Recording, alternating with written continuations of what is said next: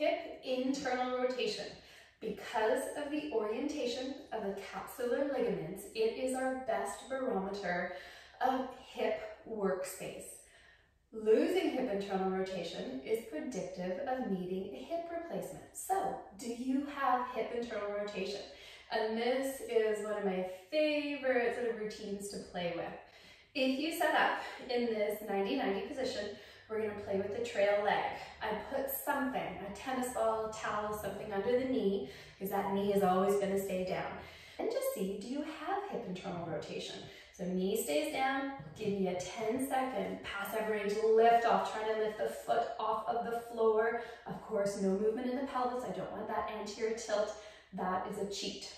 So if you can lift that up, awesome. We're going to progress. If you can't, we would regress by turning the pelvis, shoulder girdle away, and then it'll be much easier. Crush the ball, foot up to the sky. Again, without the pelvis moving, we want isolated, dissociated hip internal rotation.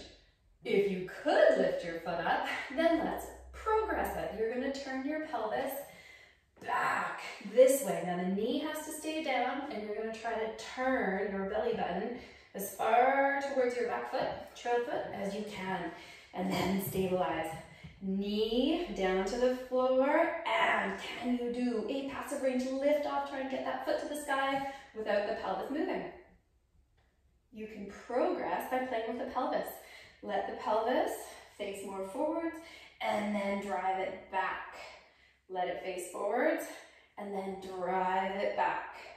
You can also add in some side flexion, so side flex and rotate. And to add in some bioflow, stay turned towards the trail leg and begin to walk yourself back into more of a neutral or even hip extended position. So this is resembling almost a hip sleeper. You can let yourself go all the way down to the ground, but keep the knee denting the ground. And if you're a rock star, try to lift your foot up to the sky.